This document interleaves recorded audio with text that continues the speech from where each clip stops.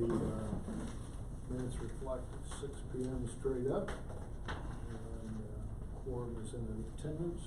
Jim? Okay, first on the agenda you have Mr. Hunter sending a resignation letter. I, Justin Hunter, do hereby resign my position as Colorado City Metro Board. It has been my great pleasure and honor to serve the community in this capacity. It has been great to work alongside some wonderful people. I've come to a point in my professional life that remaining on the board is a disservice to the community. Thank you, Justin Hunter.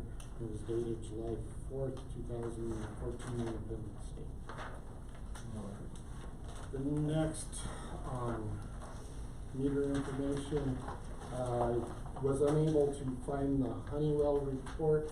I did find the leak survey that was done in 2004. I also found the rate study, which was done in 2009. I kind of threw everything kind of together. Don did leave me some stuff that here, if you have questions, he's right now working on a sewer line. They had a plug up there on Verde, so they're out working. If you noticed, I did put a board, some figures together. With our present meters, we have 7 employees. That's usually 3 guys and 2 trucks that go out doing meters, and it usually takes 3 days. The 7th would be Karen. She does all the inputting in of all the books as they come in, and after they read them, just on a basic $16 an hour. There's some guys that are making more, some guys like seasonal that are less, but I figured on the average it'd be about $16 an hour. And it's actually more in the wintertime because you have Josh's crew and you have guys from the golf course that go down and out that are part of this. If you look at it, it runs about $26.88 a month, plus then figure 2 tanks of fuel of $200 for the trucks for the 3 days, or 4 tanks of fuel for the running around. On an average for the year, we spend about $3,000–4,000 reading meters. Yes, I understand we do have people that they are on the payroll. They are doing a job while they should be doing another job too. There's other issues that we need to do. There's jetting that we haven't got anything done on this year so far. Quarterly, whatever, it's hurry up and put out fires instead of doing preventative maintenance for stuff that needs to be taken care of. As I shown the 2004, talked to Mr. Bailey. He said that out of the leaks that they had there, they supposedly fixed everything as of 2004 when they knew that it was there. We do not know that exactly whether it was all completely fixed or not. You also have the 6 meters is your deal on the back, or your back page of that. It shows water accuracy. This was a sample of 6 meters that were going out. You know, yeah, I have actually 5 of the 6 meters that are actually in pretty good shape. But look at 2003 meter, it's not showing a low flow. So that's one that's out of compliance. I know Bob was talking about, well, we just set up a tank and we can test them ourselves. It's a specialized business to test a meter because you have 3 different ranges that you need to test for, whether it be low flow, medium flow, or high flow. So to set that up, I think it'd be more than just putting a tank on with a pump and trying to test a meter that way. If we have new meters, you're looking at 1 employee, 16 hours, or at $16 an hour for 5 hours, he can cover the whole city, and everything's red. Which you probably have 1 truck, tank gas, and you're done. The other aspect that we were looking at too is with read meter this way, we can read it twice a month. And if we do have situations where we do have, a leak, it will automatically flag it. So it, like every 2 weeks, if we wanted to run it around and we see a meter that is running high, we can stop and catch it before it gets out of line. So, you know, there's a lot of things to it. I think we're 2 cities out of Colorado that are still reading meters. Everybody else is within the new technology of whether it be ultrasonic or a mechanical meter. Any questions? Mr. Chairman, I'd like to speak on this. Sure. When we look at the documents provided, you don't need new meters. Now, I think we should upgrade and phase it in. But when you sit and look at your test that you've put in here, you've got a little note scribbled in here, losing 22 to 25%. That's a hell of a long way from 10 million gallons. Okay. Now, that's just your build stuff. So you're way, way off. The numbers do not add up. The manpower that you're using, if you sit down and figure out the time that's being used, it's a ridiculous amount of time to read the meters per meter. If you divide it by 1,100, the amount of man hours we're using, it's ridiculous. Now, I would like to see us upgrade, but not just because you want to throw some puff and fluff figures out here. $550,000, I think, is what was proposed last time.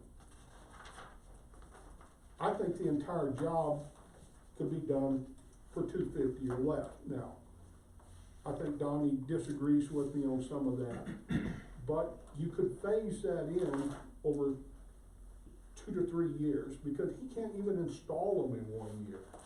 Even if you bought every one of the meters right now, you can't install them in a year. You've already said you're too short-handed to keep up with the work you've got. So to take on a project to replace 1,100 meters is at least a 3-year project. If you decide to replace meters, you're wanting to do it in on a refinance. There's no need to add this to a refinance that we're trying to get rid of. The refinance, when we could do an individual loan with Road Grader or Fan Press or something like that, everybody says, oh, that affects our loan debt ratio. Yes, it does.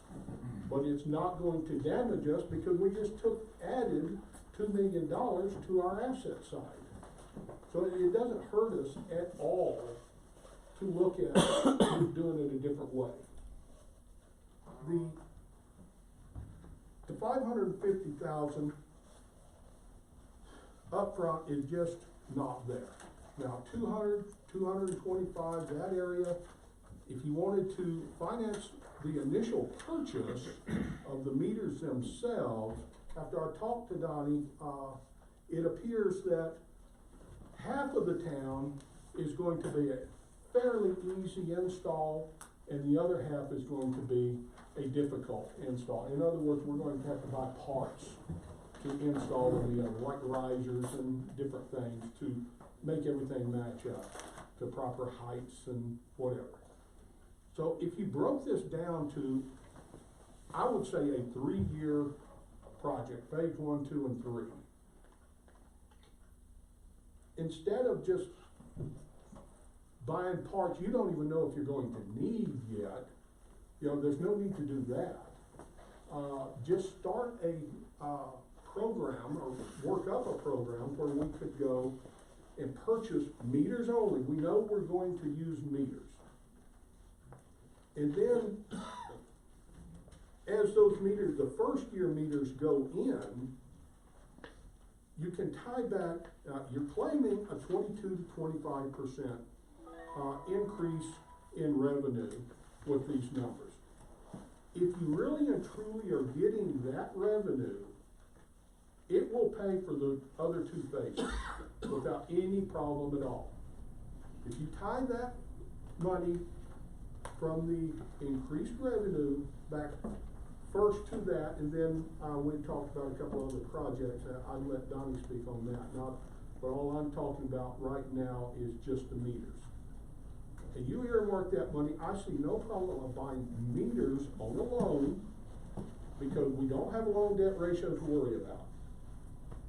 Pay them off with the, increased income figure. Claiming right here, we're gonna get 22 to 25%. If we do, I called Karen on the phone the other day and asked some numbers, that's gonna put you in about 120 grand a year of increased revenue.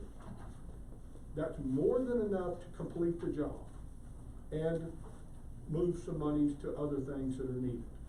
Instead of just blowing 550 out the door because we want to refinance a bond. You're welcome. Other thoughts? If I may. You may. Okay, the only thing is though that I didn't hear him talk about, that I believe I heard you last time talk about, was that we get a significant price cut savings by buying all the meters at once. Yes. Now, can that be an accumulative savings? In other words, if we buy so many this year and then we No. hit the mark next year, we've gotta buy them all at once to get that savings. And what was the savings? It was $100,000 if we went with Master Meter. Master Meter gave us a quote on Master Meter was $194,000. That's going with a manual meter, but it's electronic read. Whereas if we go with ultrasonic, you're looking at about $295,000. So that was what the difference was, because this mechanical meter is what they're trying to get rid of right now, because everybody is going to ultrasonic. So are we going to, and that's where Donnie and I are even at odds with it, as what is going to be best? Is it gonna be best that 5-10 years down the road, are we gonna be the ones behind the 8 ball saying again, we need to upgrade because our mechanical should be ultrasonic? Is there a life expectancy difference? They're both, the Neptunes, they're guaranteed for the 20-year battery life, 10-year on the meter itself. The mechanical one, it's the same way, you have a 15-year guarantee on it, but it is prorated after the first 10 years. Mr. Collins, what I meant was, if we do the project, we actually buy all the meters on the savings, just not Okay. all the other parts and everything that's not needed at this time. Until we install it? Until they're, see, you can install a huge number of meters before you need anything else. Well, I would think that, that I get what your point is, but I would also think that you would want to install these in neighborhoods.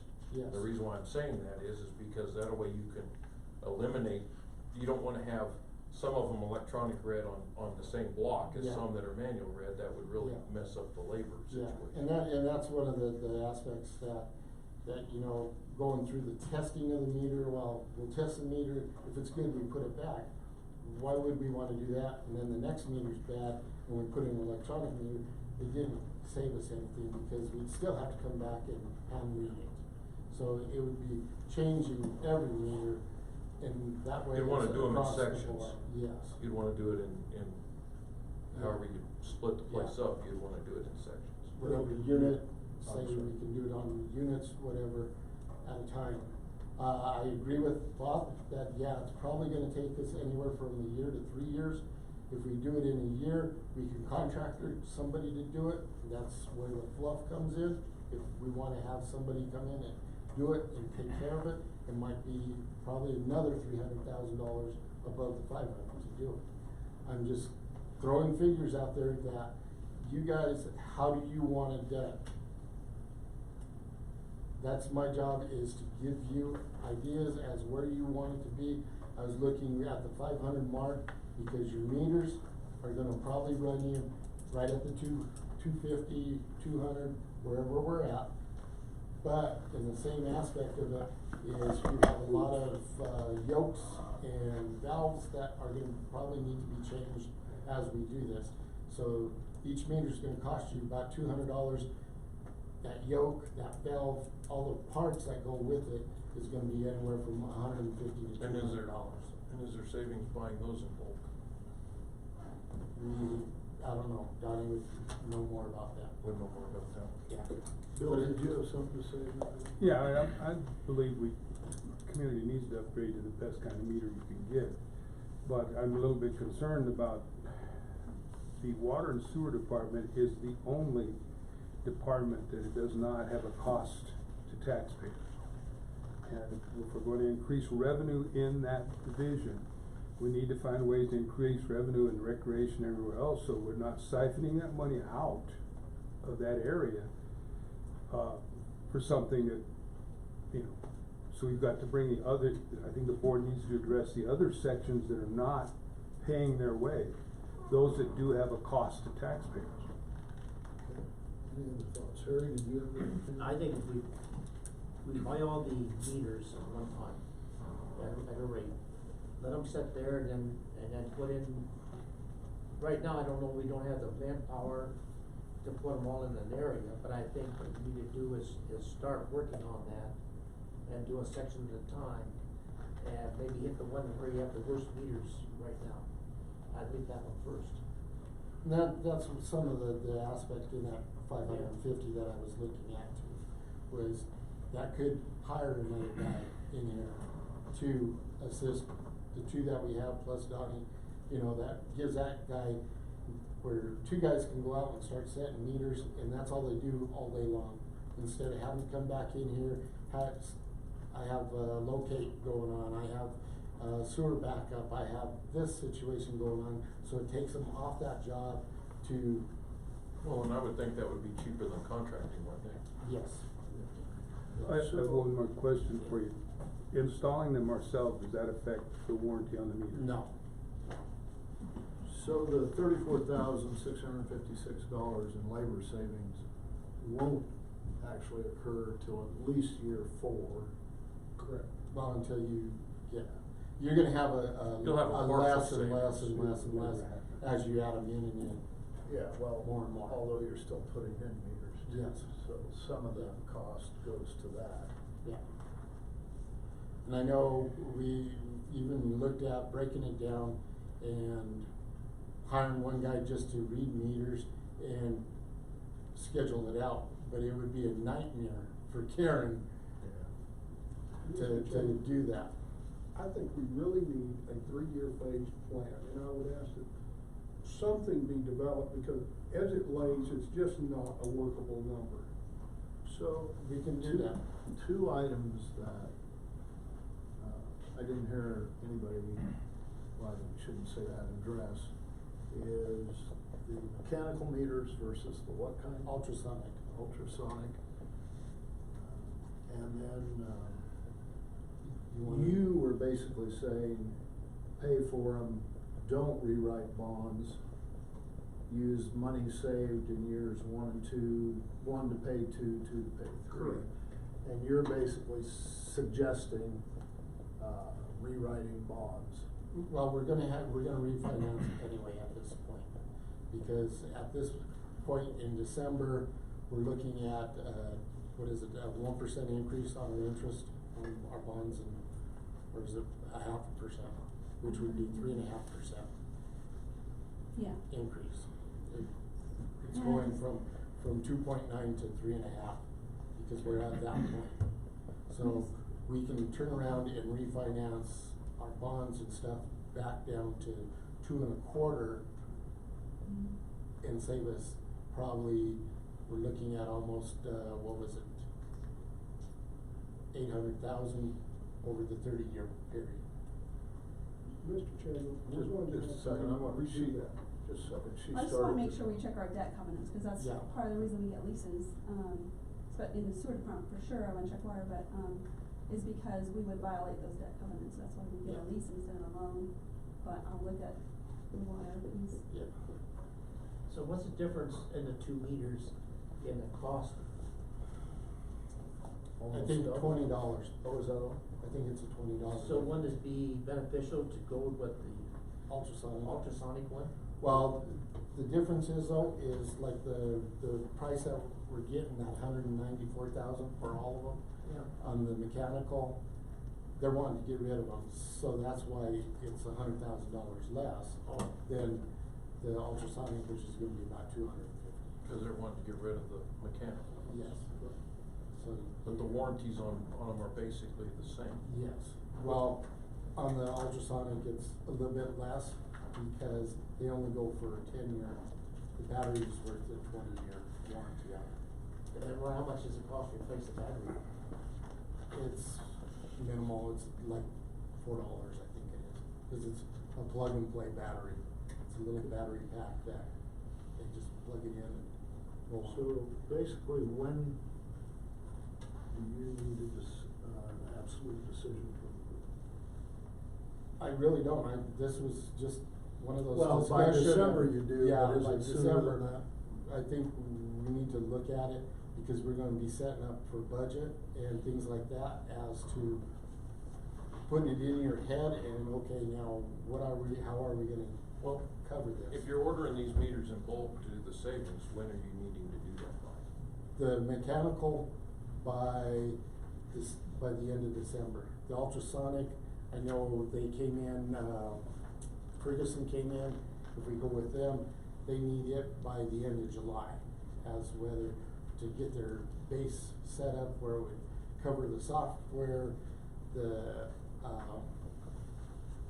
programming, everything like that, and a certain amount of meters of 50, like for $70,000, where that would be a big savings, and then all we'd have to do is buy the regular meters later on, and that would be $180,000 for the rest of the meters. Neil?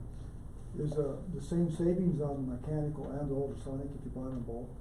That's what we're dealing with the ultrasonic right now. We have, Neptune coming in next week to sit and talk to us, to see if they can match any of the deals that, Ferguson has, or Windwater.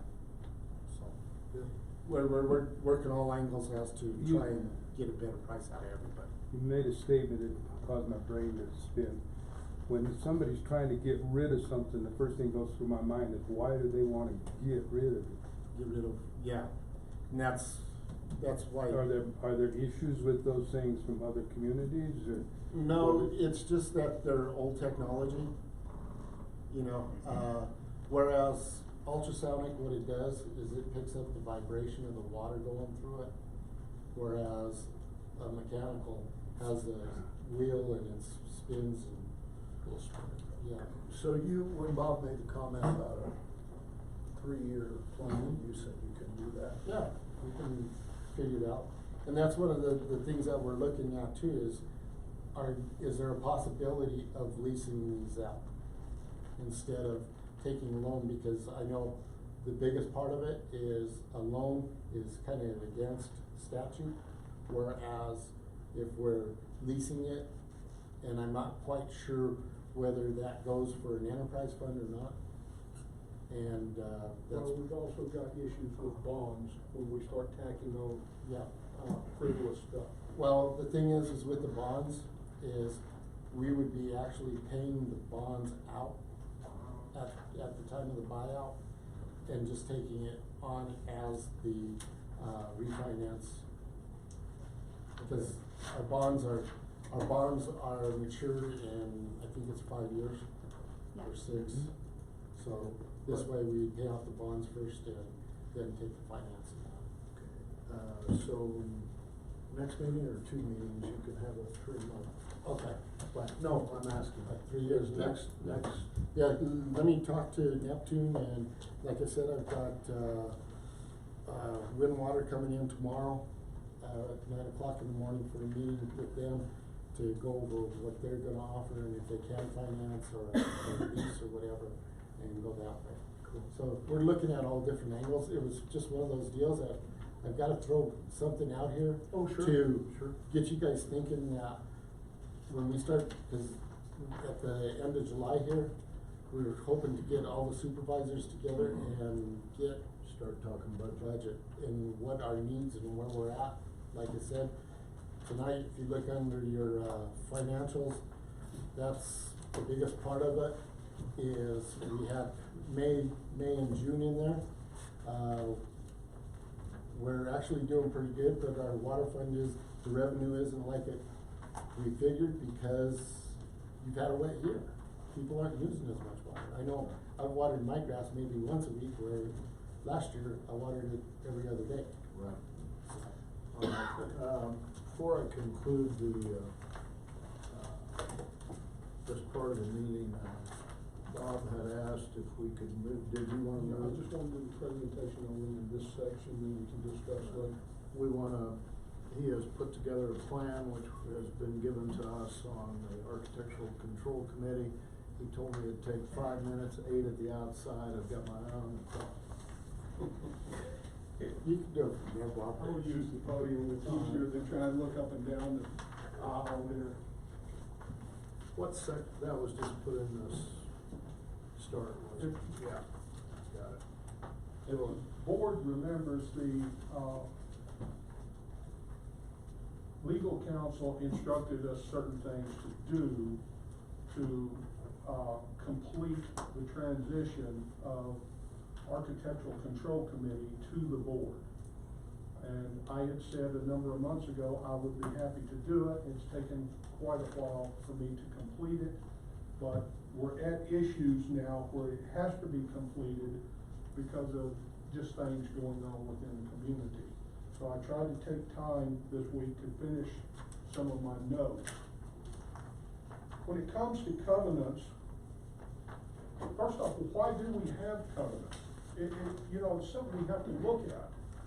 The developers, when they developed this community, it was a planned community.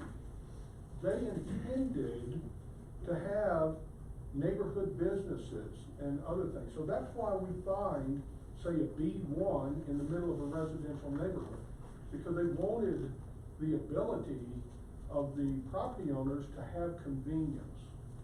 And over the years, previous boards and committees have, in my opinion, just kind of looked the other way and allowed Pueblo County to kind of rule the roost out here. The covenants aren't just trash, so we have to look at it as a whole. I'm going to get into what the lawyer said first. CCMD Board of Directors will become the Architectural Control Committee, or Architectural Committee, under 32-1-1004(2) of the CRS, the Colorado Revised Statutes.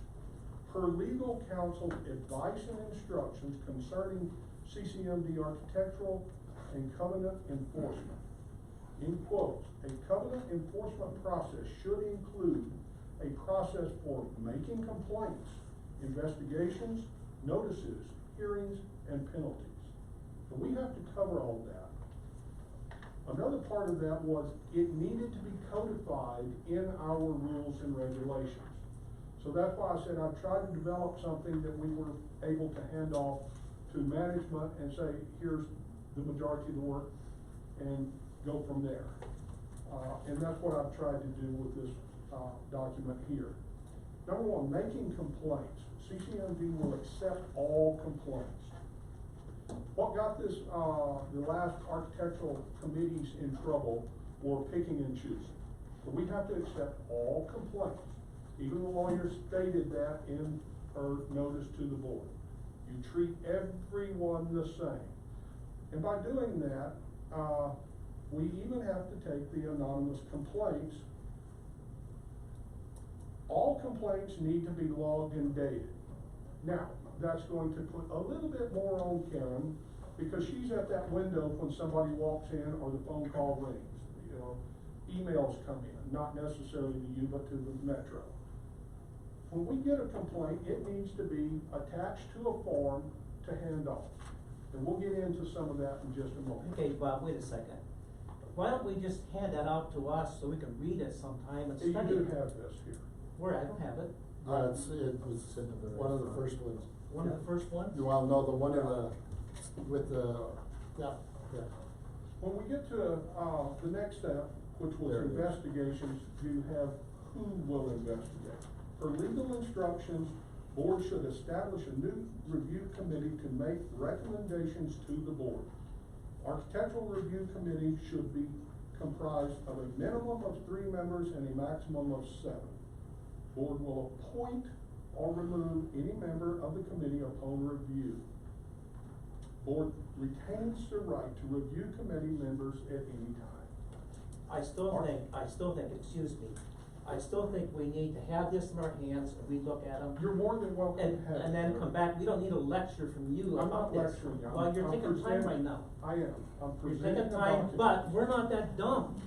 And I think we worked on some things, and what I'm saying is, let us look at this and look at it as a committee and to discuss it at the next review meeting. We don't need you to sit up here and read this to us. Give us something to look at, so I can look at it. Mr. Chairman, I call for a point of order. Well, the point as I see it is, yes, it takes time, I understand what you're saying. And yes, it would have been good if we could have had it in time to look at it, but this is a process. And- But I mean, we need to have it, but let's look at it and say, okay, now let's look at this. Next meeting, do we have any additions or subtractions from this thing that we need to use? And I If think- you'll be able to do that here. But you don't need to sit up and read to us, Bob, and take time out of a board meeting to give a presentation like we're dummies. I'm not a dummy. I worked on this for 3 months. I'm sorry, but I worked on this 3 months. And it needs to be done, but I don't need to have you read it all when it's right in front of us so we can look at it and then say, okay, what do you have to look at? What do we need to work on? That's where I'm coming from. Okay, well, I think, in addition to us seeing it, it helps keep the community involved. But hand it out to them, I mean, hand it out to them so they can see it when they walk in. I understand what you're saying. I think in this case, I promised him that time, and maybe I should not have done that. Well, maybe you can cut it shorter, cause there's things that needs to be handed out for people to look at and review, but we don't need to sit and go through the whole thing and waste our time. There are some at the back for people to pick up. Okay, Okay. I mean, that's just me speaking, because I understand. I'm a stickler on protocol. I understand. And I'll, take the Yeah, blame I'm on sorry. this. I'm No, sorry. no, you don't have to be sorry. But I don't even know I'll if take you the this- blame on this, I did promise him 8 minutes. Yeah, cause I'd like to read it and look through it, and I don't need to be hand-fed it. I can look at it and then see And what's I going think on. basically all he's gonna do is give us the information tonight. Well, And so, but that's not what he was doing. well, I understand, but. Mr. Chairman. So I'm gonna go ahead and give him the time, Harry, because I promised. Go ahead, Bob.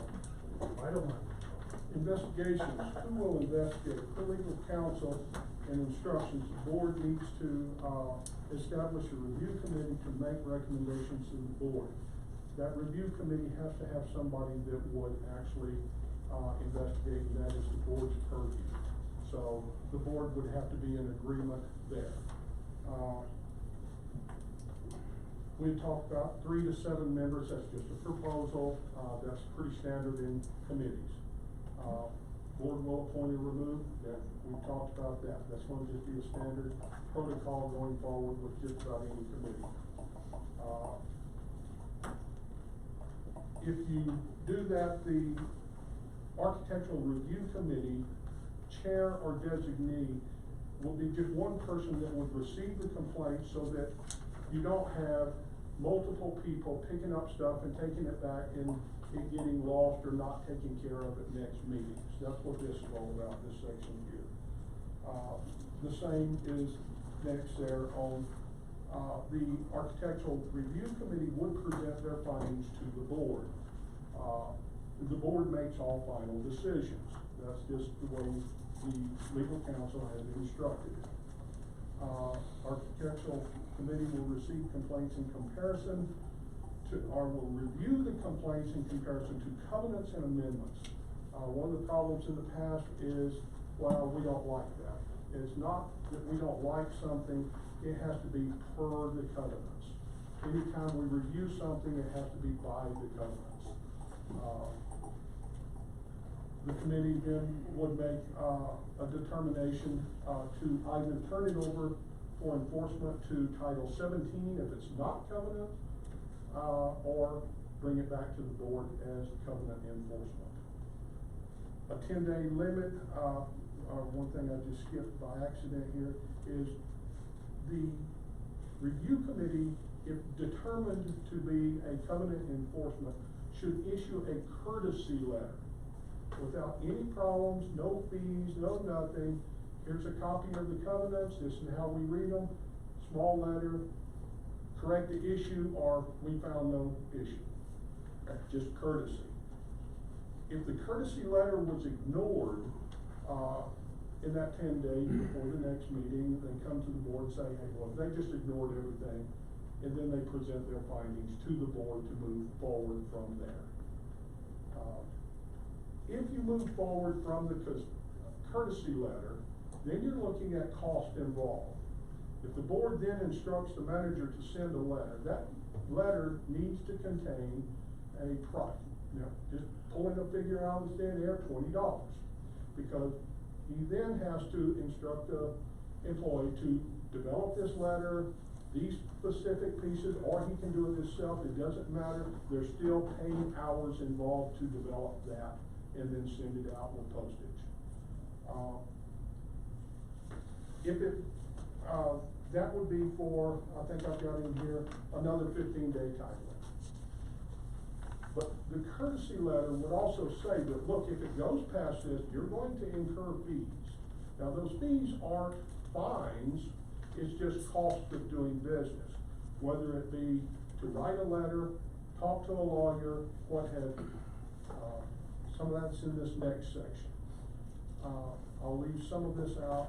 Hearings, basically, every property owner would have the right to challenge a review committee's findings, because they are not the architectural board, we are. So they could then come to the board, if the board finds that, yeah, they messed up, it dies there, there's no fees or anything involved. If they say, no, we feel that the review is correct, then the board moves forward. And that's when your fees and stuff would start generating, moving forward, whether it be a letter or legal discussions or actual filings in court. Rules and regulations. The biggest thing the lawyer had to say is this needs to be codified in our rules and regulations. We will have to have a 30-day notice posted once this is completely developed and posted for review, as Harry said. That's what it's for. You post it, you review it at a public hearing before any of the rules actually change. And that's why you'll see a section that says that,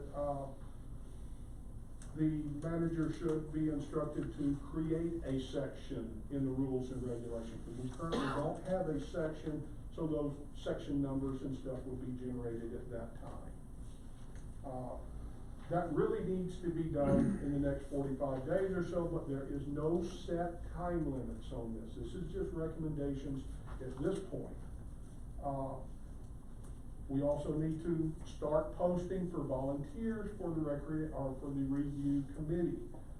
You want to be able, when you say this is done deal, to go to that list and have some names ready to start. Because we're at the point now that some of the things that are happening within the community that we need enforcement. The Metro needs to post on its website true and correct covenants. We know the ones posted are not correct. They are mostly correct, but they are not correct, as Director Collins has stated in the past. And we would need to instruct the manager to add an agenda item to our normal agenda, and each time this would be handled only at a regular meeting. We wouldn't need to be calling special meetings for architectural. It's nothing that can't wait for a regular meeting because we have 2 a month. So we would need that line item added to the agenda. We need to continue the public notice on the water bills and, please review your covenants as enforcement has begun. This is the notice, people know, we're telling them it's going to start now. We need to tell them, we are the committee and we have made arrangements to get this done. Thank you, Mr. Chairman. Thank you, Bob. Any comments before we swap Yeah. out? Yeah. I mean, we already have some of the forms in our thing that we've had before, we just take them, modify them. But I think, once I look it over and see what we have.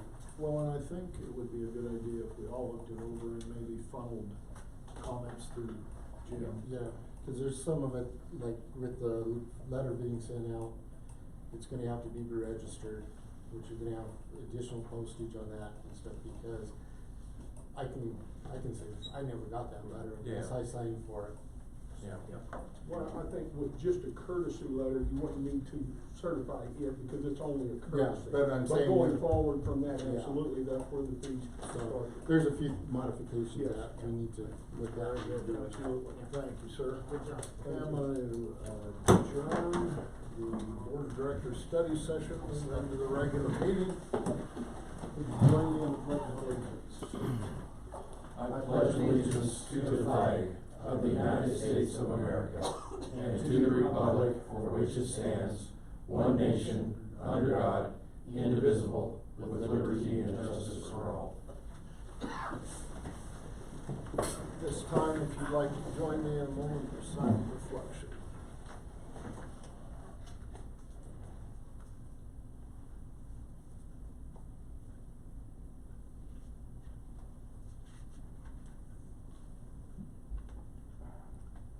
Thank you. Forgot to mention and officially calling the meeting to order, let's say 6:41. The entire board is here, so we have a quorum. The first thing I need is an approval of the agenda. I move that we accept the agenda as printed. It's been moved that we accept the agenda. Do I hear a second? Mr. Chairman, I'll hold that, thank you. I'll second. I have a motion and a second. Any discussion on approving the agenda? All in favor signify by saying aye. Aye. Agenda is approved. Need a motion to approve the minutes of the June 25th study and work session and the June 25th regular meeting. Mr. Chairman, I'll make a motion to approve the minutes, due to the statement we put on each one of them stating that they may not be true and correct. Have a motion, do I have a second? I will second. Been moved and seconded that we approve the minutes of the study, work session, and regular meeting of June 25th. Discussion? All in favor signify by saying aye. Aye. Opposed? Approval, of the minutes are approved. Bills payable. You've had enough time to look that over. We need a motion to pay the bills. I didn't see anything really out of normal. I, make a motion to approve the bills as presented. It's been moved that we approve the bills. Do I have a second? I'll second it. Moved and seconded. Any discussion? Mr. Chairman? Yes, sir. It's hard to approve something when you don't get it in a reasonable time frame. We're supposed to be getting all of our documentation by Friday. I know occasionally something happens, but it seems to be an ongoing issue. I did not get any of this. You should have. I did not. I pulled up the email to confirm with Director Collins. There was no attachment. There should have been. I can pull it up. I sent it out all Friday and it was I got- all sent out. I The got only thing one that wasn't today. sent out was today, was sent out the financials because we And I did did not not have receive any attachment for that. for the financials. I got the same email, I'm looking at it on my phone right now. For today? Okay, I'm, didn't. We all took it screw up. in. I understand. But on the one Thursday, you had the bills payable in there. I understand, but I don't have all documentation and it's hard to review everything. Okay? Thank you. All but the financials, we have issues with it, and we'll. Well, it gives us a really short time frame because we don't even get the documents until like the first of the month, and if that falls on a weekend. Yeah. And then we've got payroll and and other items that have to be done, so it's kind of a tight squeeze, sometimes. Well, it's noted that, they weren't all attached. and, Okay. Continue to be perfect, try to be perfect. So, any other discussion? All in favor of paying the bills signify by saying aye. Aye. Opposed? Aye. Motion carried. Operational reports. I finally was able to get everybody with the long weekend. Everybody was looking probably forward more for the weekend than getting the report in. But I was able to compile with everybody. Parks and Rec, pool season has begun good so far, other than issues with the boiler. Josh believes, issues is fixed now after we have the gas valve replaced, which should also take care of the boiler, run cleaner and more efficient. The addition of new chemical controller has proven beneficial. We have used less chemicals this last season, and the chemistry is not fluctuating as it was in the past. We also installed new chlorine feeder on the toddler pool and are seeing the same results at the main pool. Baseball season ended in June. They had 146 participants. We continue to make improvements to the irrigation field. We have gone through twice adding new commercial sprinkler heads, trying to achieve more uniform coverage of both fields. The dry spots are starting to get better, and some have gone away. We received new mower on Friday. There was, we haven't got it all completely up and running yet. There was, the mulch pack that wasn't in it. They're supposed to, we're getting that straightened out. The campground continues to be busy during weekends and near full every weekend. We are continuing to work enhance the facility to keep the area clean. We are currently running our first volleyball league at the park. The league has 10 co-ed teams and are being played on Sundays. Golf course, the pro shop continues to improve with revenue this year. If you look, membership went from, for 2018 it was 32,105. 2019 is went to 41,490. Rounds played last year in June was 2,000. In 2019, we increased that by 100. Revenue for 2018 was $57,752 for the month of June, and for 2019, we're at $63,000. So there's almost a $7,000 increase there. The golf course is starting a junior program, have 30 kids signed up to learn rules, etiquette, and behavior of the golf course, as well as teaching the fundamentals of golf swing and learn the game they can play for a lifetime. Golf course maintenance, we continue to fight issues with sprinkler systems on front nine, heads, control valves, and timers. Sand bunkers for 1, 2, and 3 have been filled with the help of Friends of Holly Dot, paying for half the sand and assistance in doing that. Moisture over the last few weeks has been a big help in keeping the course in excellent shape, ready to start the summertime fertilizer and put it down and continue to prep for multiple tournaments this month and next. Water plants have been keeping up with use of a little ahead and keeping track. Tank's almost full. Donnie was able to get valves replaced in tank 2 so that it is helping to equalize between tank 1 and 2. Had one major break on spring, was able to get it fixed. Pipe was setting on a rock that was setting on a shelf ledge, causing a hole in the pipe. And that was right there between the golf course and Jefferson. That's where that pile of dirt was there for about a month. The lagoon has been cleaned out. Hasn't been done for probably 20 years or longer. Ever. Was cleaned out and an overflow return to the plant is in the process at this time, which Donnie, I believe they got that done yesterday. They put in the grate and stuff so that we can pump back out of the lagoon and run it through our plant. It's going to make it a lot easier if we do have an overflooding situation, we keep it contained and we can continue to treat it. Compress has continued to meet the expectations that were expected so far. We had a few fine tuning to get the operation efficiently. We were able to press all last week. That would have been 5 to 6 tankers at $15 to $2,000 a load. We were able to treat it ourselves and it's taken care of. The basin that went down in February, finally received a valve from Germany to get it. We're just waiting for an adapter plate and parts for the back plate so that we can finish cleaning out that basin and should be up and running in a couple weeks, so we'll be back at 100% and hopefully work on the next basins as we can. Roads, Donnie and crew continue to hit and miss with road department. They have hauled gravel in areas that have needed it, as well as graded roads that were in repair with the moisture.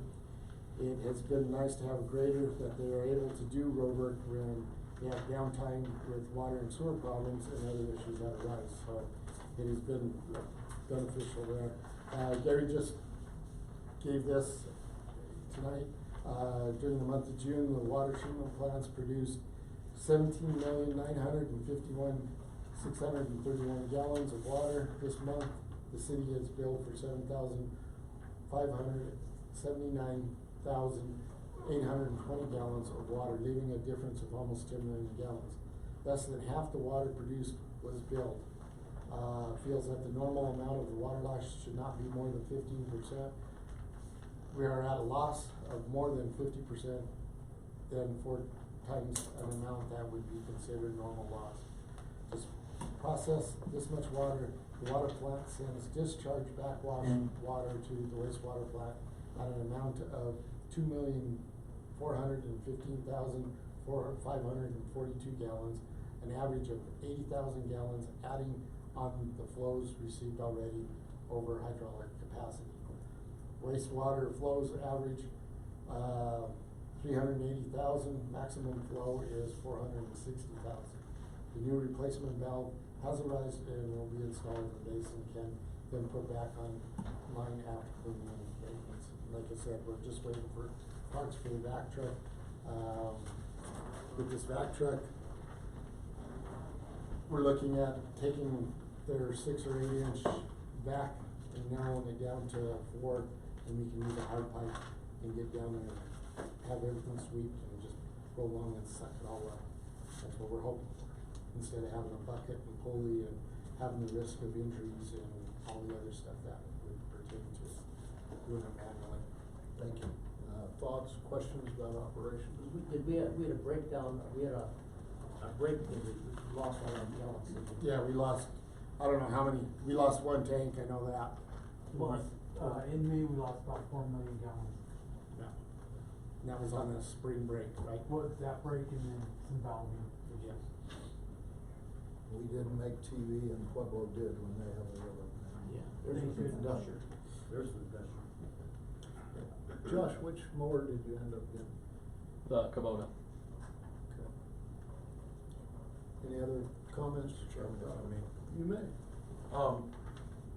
And I know that a significant portion of this is to meters, but is there something that we need to address on leakage?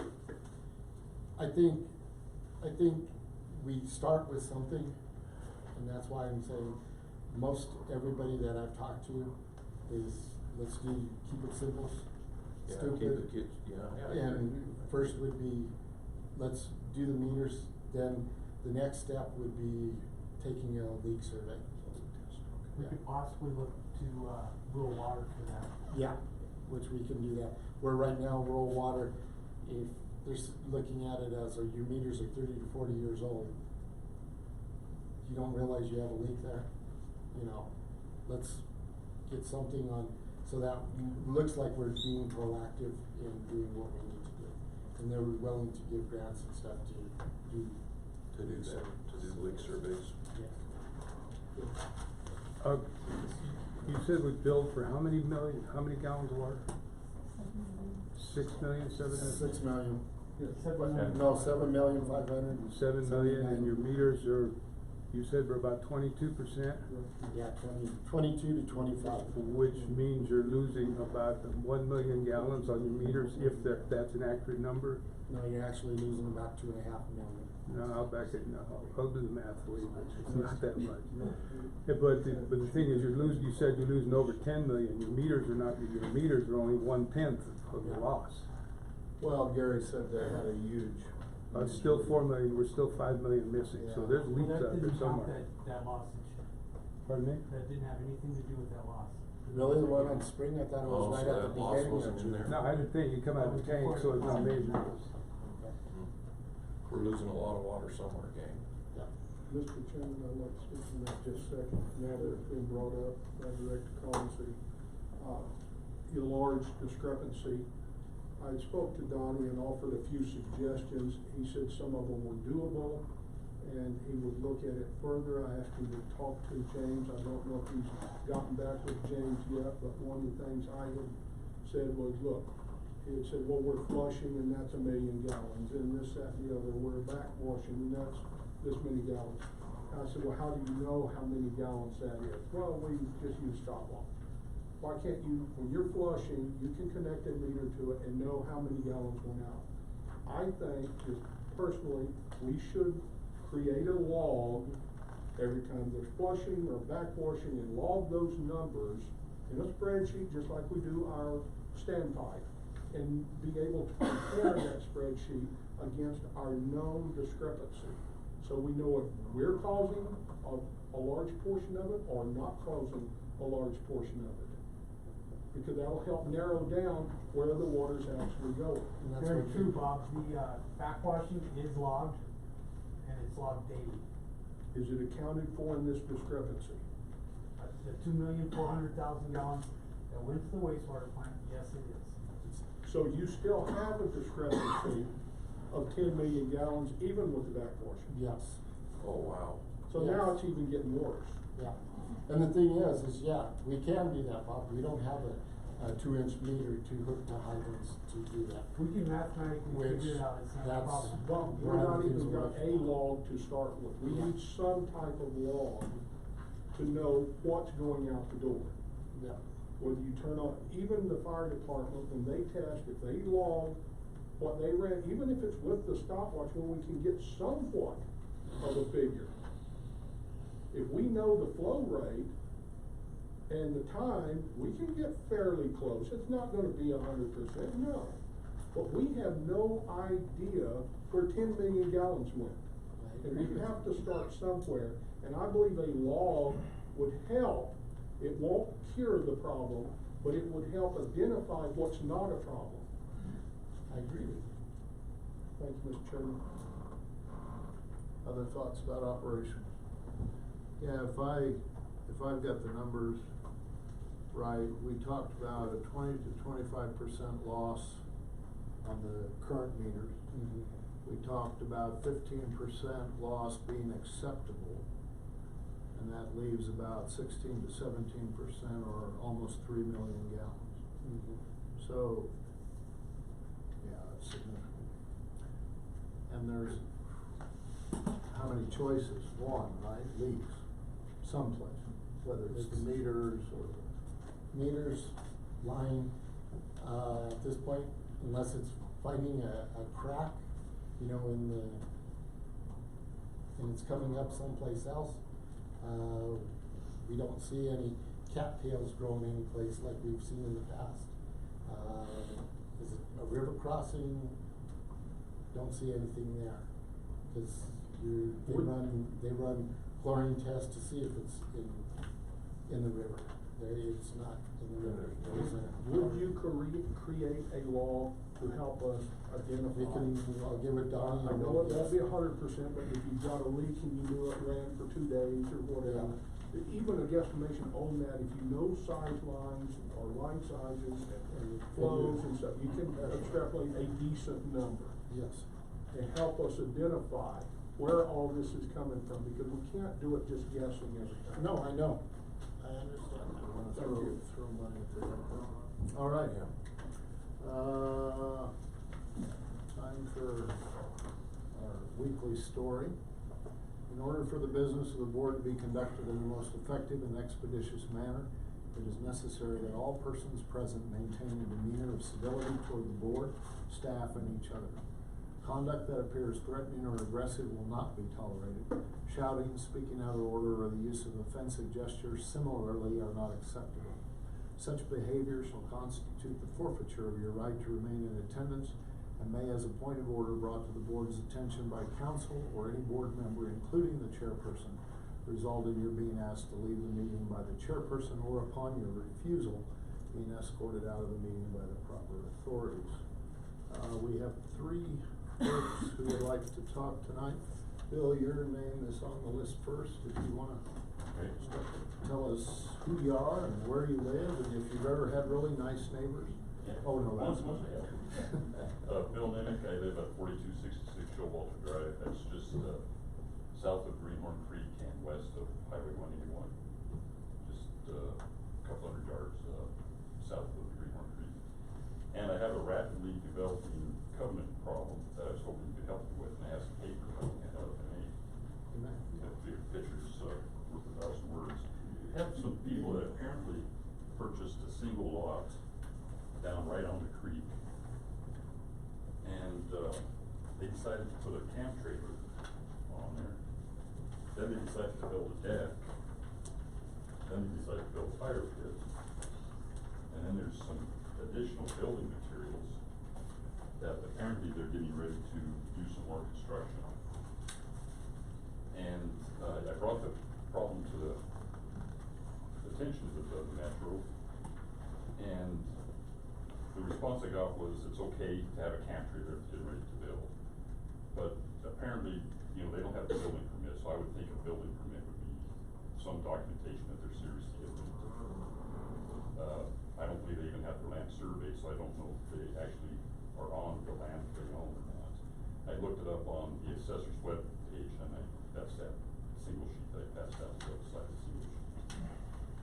And something I just found out this afternoon when I printed that off that was interesting, is that this property was sold to Greenhorn Valley Land LLC on May 19th of this year. And that's pretty much when the work began. So I'm not sure who that is. So it's not an individual, apparently.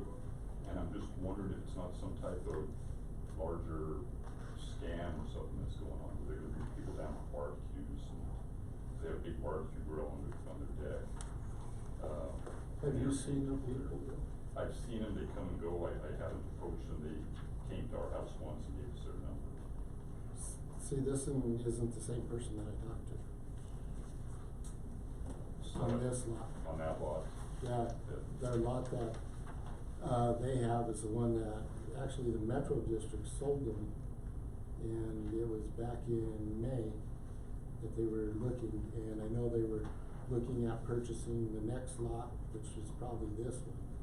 So I don't know whether they had purchased it or not.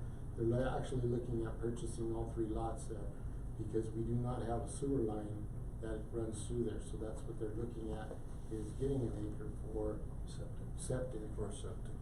And they are in the floodplain, and, I don't know if the health department even allow, Yeah, that's what I told them. I said, I don't think you'll even be able to do that. Well, they said, well, we have the trailer down there, we're cleaning up it, we're trying to do some mowing, yeah, we do have a little deck out. They said, well, it looks like the deck is not legal as it is, because you have built it and you can't build unless you have a permit. Wait a minute. No, unless it's above 3 foot tall. If it's above 3 foot tall, they have to have a permit, but if it's under 3 foot tall, you do not have to have a permit. It ain't over. Regional building, it's 30 inches, so that's what regional building is. Yeah, okay, 30 inches, sorry. I'd like to address some of these real quick. They have a right to their camp trailer if it's licensed. They have a right to a deck without a building permit. They have no rights to trash it, but I'm not seeing a trashy problem yet. I do see an overgrown problem, but, covenants don't cover that. The fire pit, as long as they can put the fire pit in, but to use it, they'll have to get with the fire department when they wanna do a burn there. And for the grill, they can use the grill because it doesn't come under the fire department's ban or whatever. It looks like a boat or something in there, and I know of no covenant that says you can't have a boat. So how long can a trailer just sit there? They own it now. You're going to get a discrepancy. The covenants do not cover that trailer I was gonna say in Title most 17. areas. Now, there are a few, I don't have those covenants in front of me, but there are a few areas with covenants that don't allow trailers.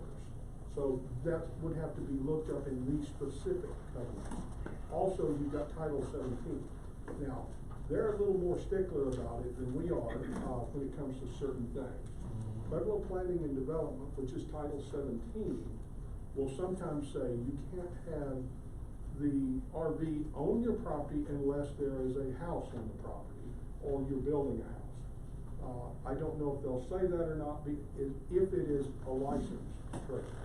So you have a right to your own vehicles. So, any covenant-wise, I'm seeing no covenant issue, but I don't have that set of covenants in front of me. So the problem I see is that all these individual lots right along the creek, people can bring their trailer down there and they have their private campground. If the covenants say they can and Pueblo County says they can. If the like I say, there are a few units. I don't know, you didn't supply that, and I don't know these off the top of my head, as well as I do one or two areas. But if the covenants if the covenants disallow trailers, yeah, you've got an argument there. But there's very few areas where the covenants actually disallow having, disallow, it can't do it. Are they allowed to keep them there for so long, like No. 3 months or something, or No, just? it's yours and you own it, You can take it. unless there's a covenant against it. Terry? But they do require, Pueblo County does require that it be licensed. I don't know if it is or not, it doesn't show that here. Go ahead. I believe, and I'd have to look again, but I believe in the general covenants for Colorado City, it says no camping on private, over, on the Some lots, no do. camping, so, I think the general.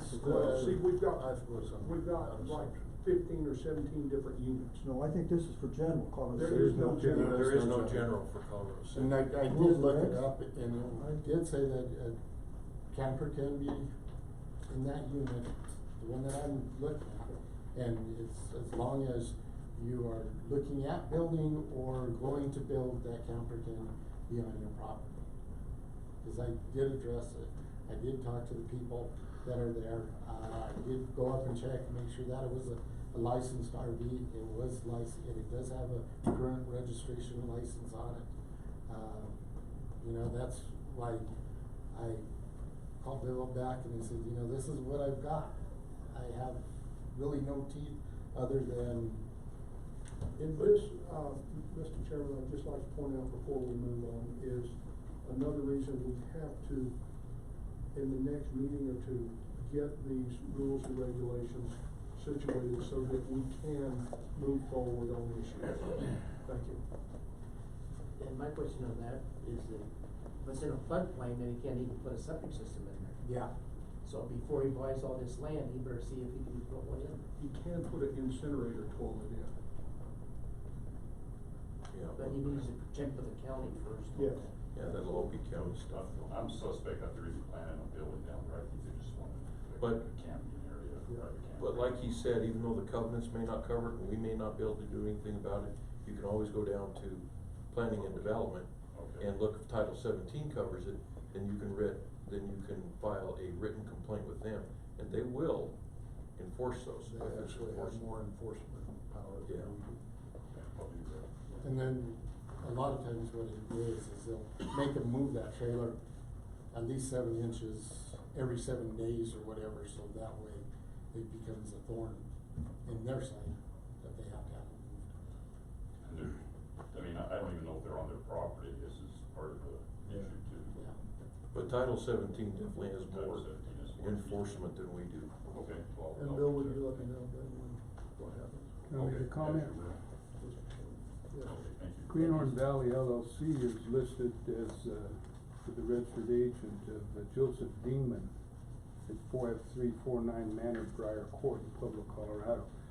Now, if you'll I've seen this on the internet several times. This individual, and I've talked to Bob about people like this. They're buying these lots that you guys are giving away, and then they're selling them online to people and tell them they can come camp. That is their business. And that's one of the reasons I have been vehemently opposed to selling lots cheap. Well, there's a million of them out there cheap. Yeah, Where they get them from but- us or where they get them from. They came and wanted these for like $2,000-3,000 a piece, and what's the point? All right, thank you, Bill. Mhm. Sorry we weren't more help. Susan?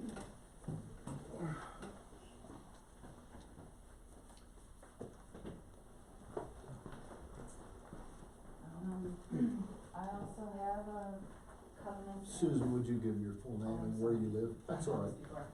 Susan Schnelly, I live at 5156 Latoya Drive, it's just up the road here.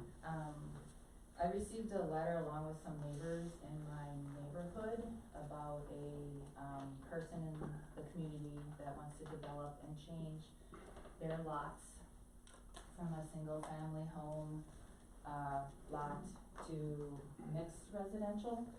And this is the notice that we received, and I believe you've already addressed this, and I did talk to you. And it is in their packet tonight. Oh, okay, sorry, I wasn't So sure. You did have it. Okay, thank You you. did have a copy. Do you have it? Yeah, okay.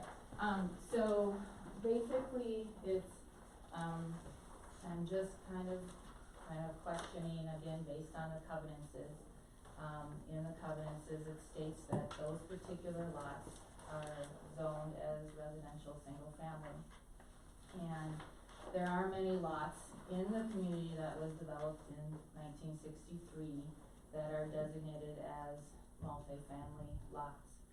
And doing a little bit of research this past week, I looked up, from what I can tell in Unit 1, that I believe, all those multifamily residential lots that are designated per the covenants back up to green space that is owned by the Colorado City Metro District.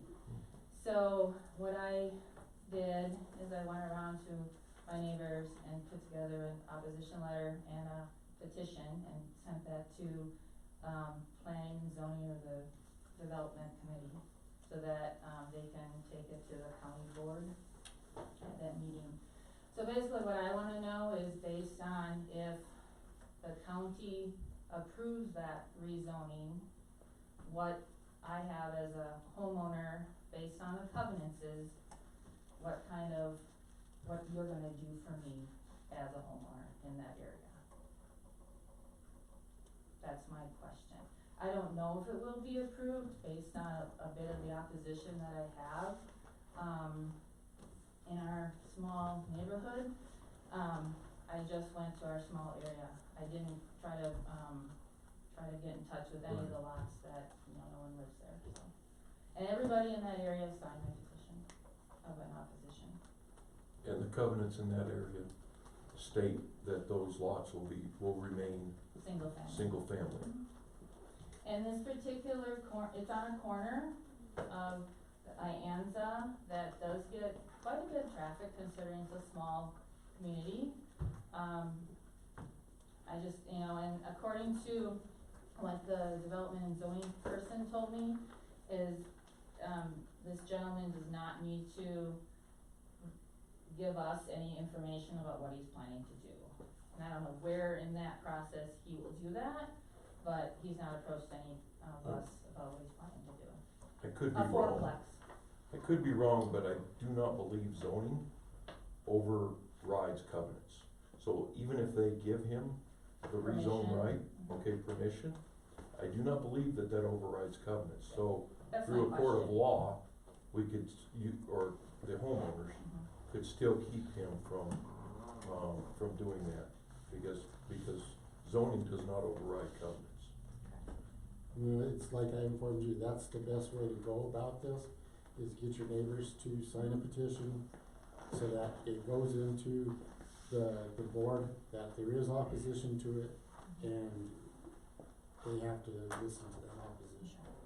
So if this were to go through, then I'd just come back to you at the following meeting and. Well, if we don't have it up and going yet, Technically, we do, but we need to finalize everything. when you get everything finalized, but With this hearing being the 17th, and after having the concern that you guys have with the other one that's on that agenda too, I think, I'll be best to go to it and represent That's what I was Yeah. thinking.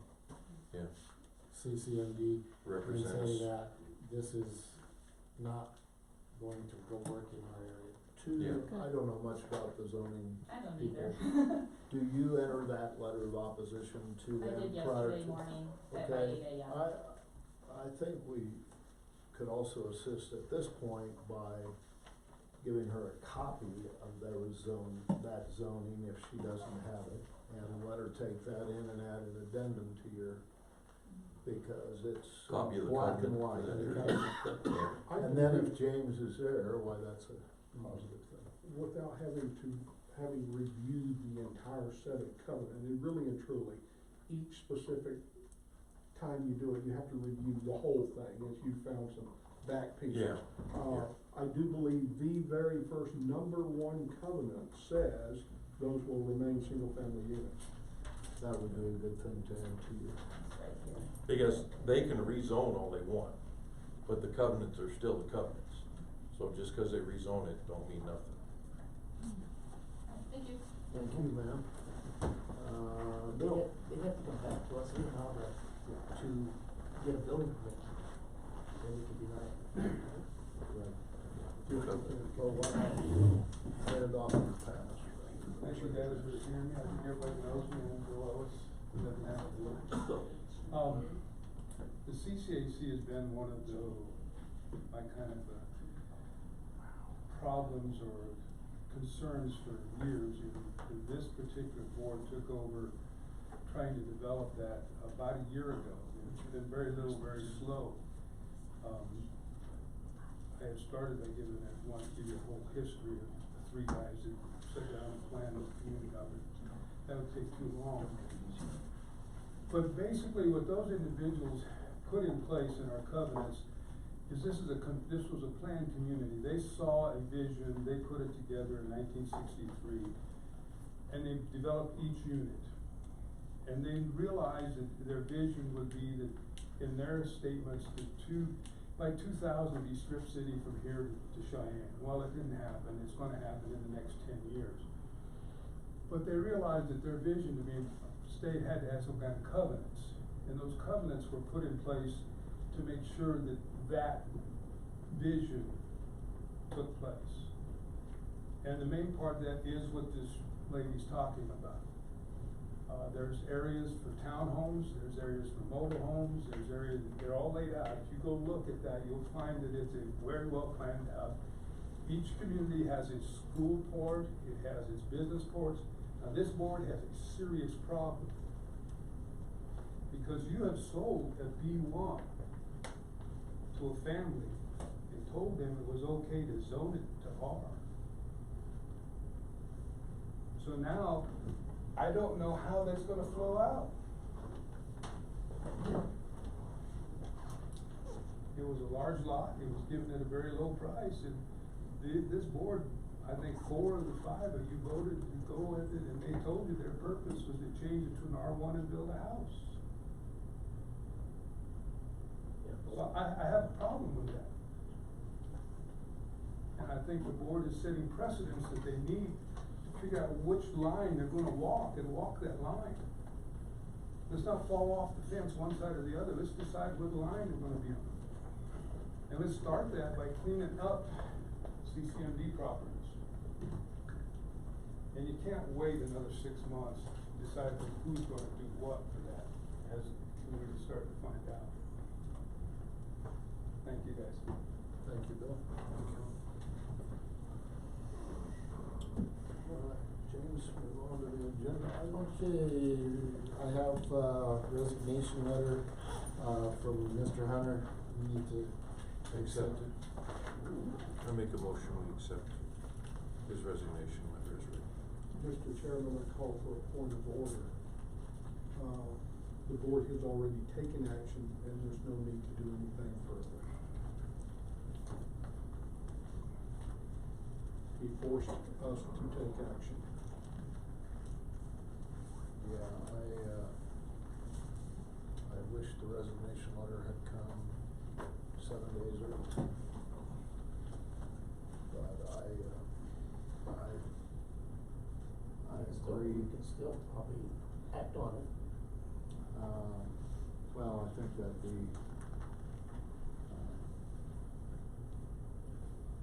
probably a duplication of effort. What would be the advantage to taking additional?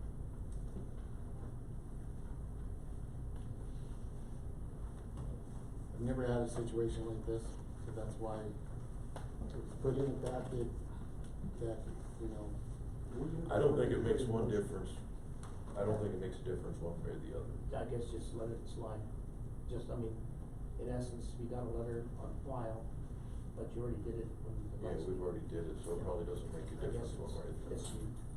Yeah, and I'm with you. I've never Had a situation had like to deal that. with that before, so put that down. Of course, I'm getting really old.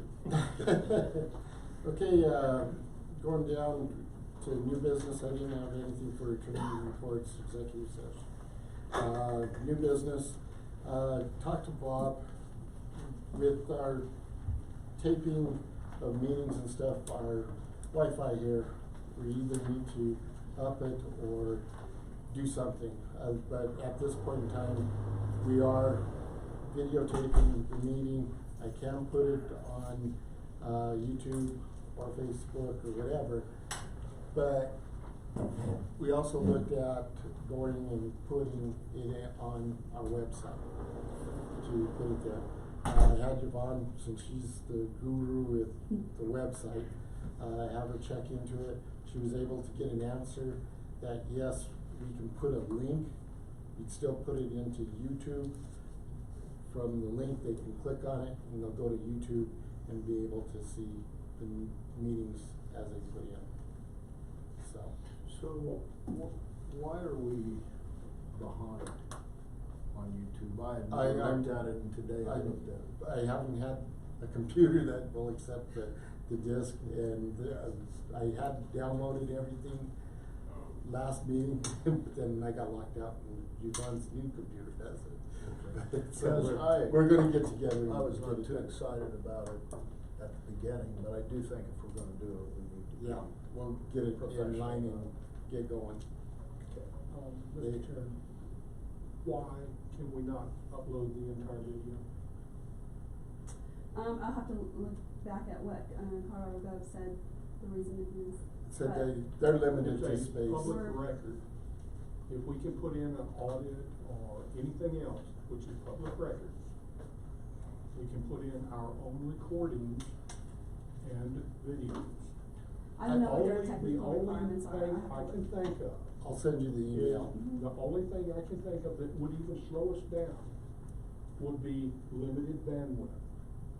In other words, we have a limited space to work with. I don't think that's an issue, but that's the only issue I can see I because did it is mention a that public record. in the email to them, if that was an issue. I'll send you the email that they sent us. That's fine. In the meantime, Mr. Chairman, I'd like to make a motion that we immediately post every meeting within 24 hours to the internet. Now, that meaning whether we post it to YouTube and then link it, doesn't matter, but then it has to be either linked or uploaded to our site. This was, I'll save that for discussion. That's my motion. Okay, I have a motion on the floor that within 24 hours every meeting is posted to the internet. Do I have a second?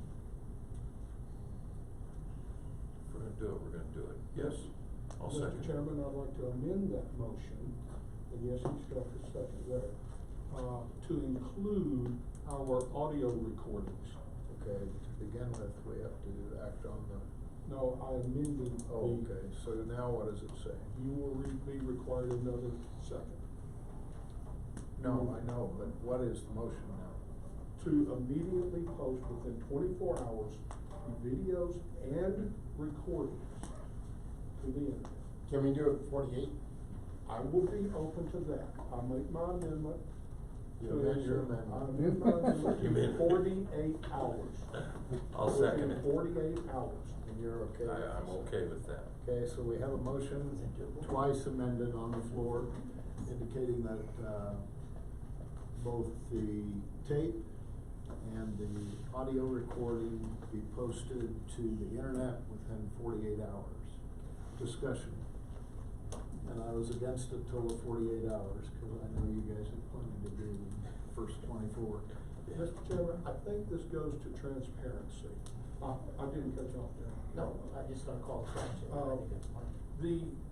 We did this specifically to Facebook Live. Facebook Live, we could not operate because of the internet connection in this building.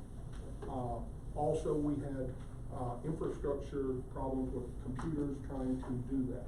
I began, recording these on my personal equipment and was uploading them.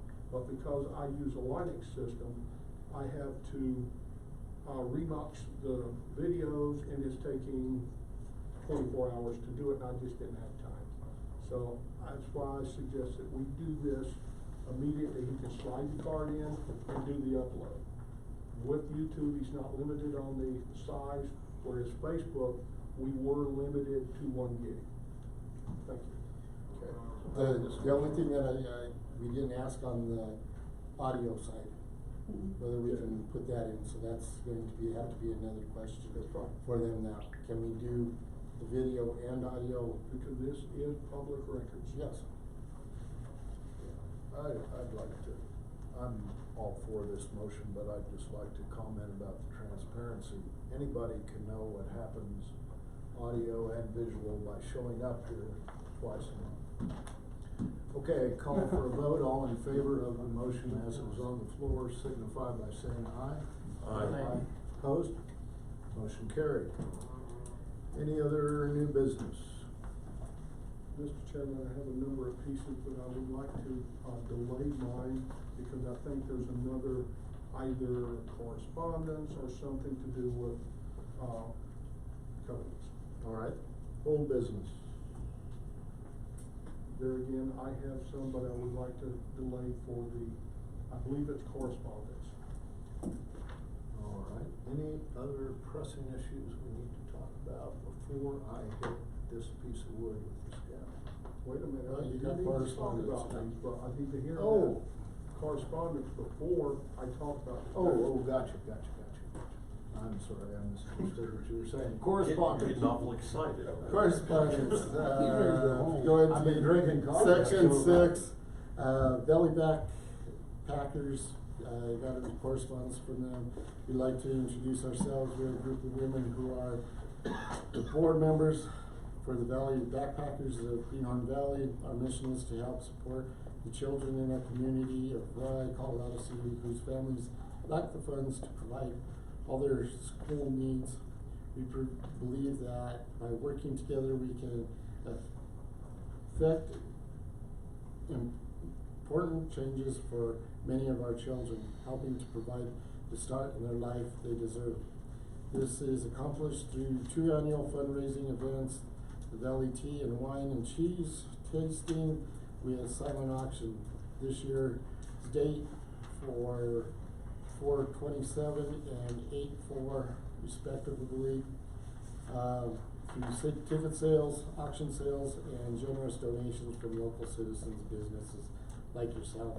In 2018, we were able to provide 58 elementary, middle, high school, and preschool students with backpacks filled with enough grade appropriate school supplies plus 45 supply kits to last the entire school year. Also, we provide substantial cold weather clothing vouchers for 64 children. The middle school and high school students receive $175. The elementary children each receive $150. The kindergarten and preschool receive $125. There were 27 high school students, 14 Craver middle school students, and 23 elementary students that received the cold weather clothing. We had funds for $35,000 left over, which was divided between the 3 schools. 3,500. Yeah, 3,500. That's a pretty huge amount. In 2018, our goal is to provide for more children needed in Rye Elementary, Rye Preschool, Craver Middle School, and Rye High School. We will do our absolute best to meet their needs and assist as many kids as possible.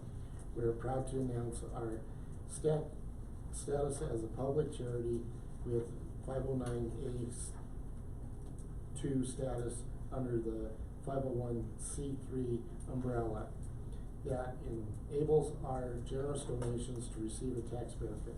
We are in need of sponsor items to auction off, including gift certificate, cards, cash, and of course, your presence at our event. We thank you in advance for your generosity of spirit in supporting our next generation. Warm regards, members of the Valley Backpack. I guess they're asking for a donation from us as CCMD, or just to put it out there. That's why I put it in. Karen, you know what we gave them last I'm pretty sure they gave 500, but that was a lot more than we had given the year before. I think the year before was 100.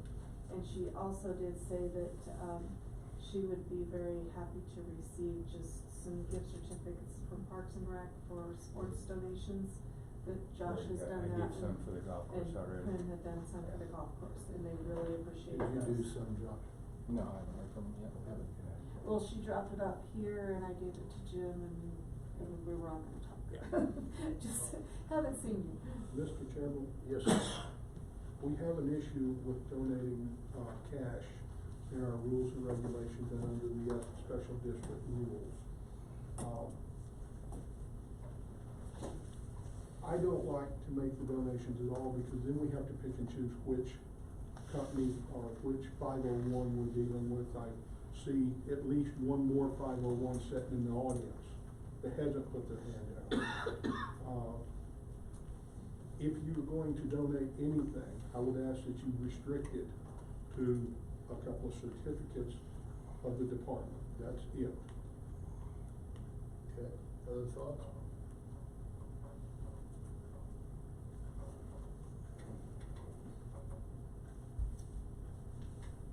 I think if they do that with departments or something like that, and give out things, and I think that's,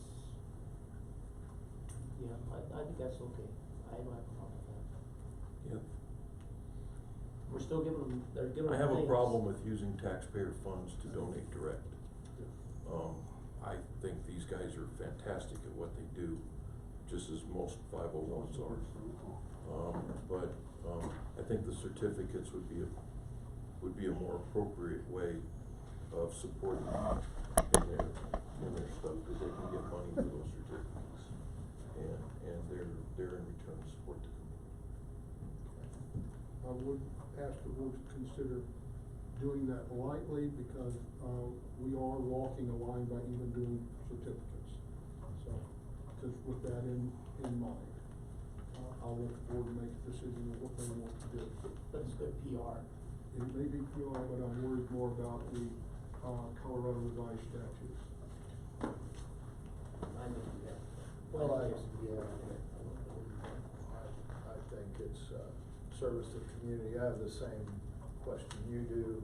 How do you pick among everybody that needs Our funding? rules and regulations actually state that we're not to treat one differently than another.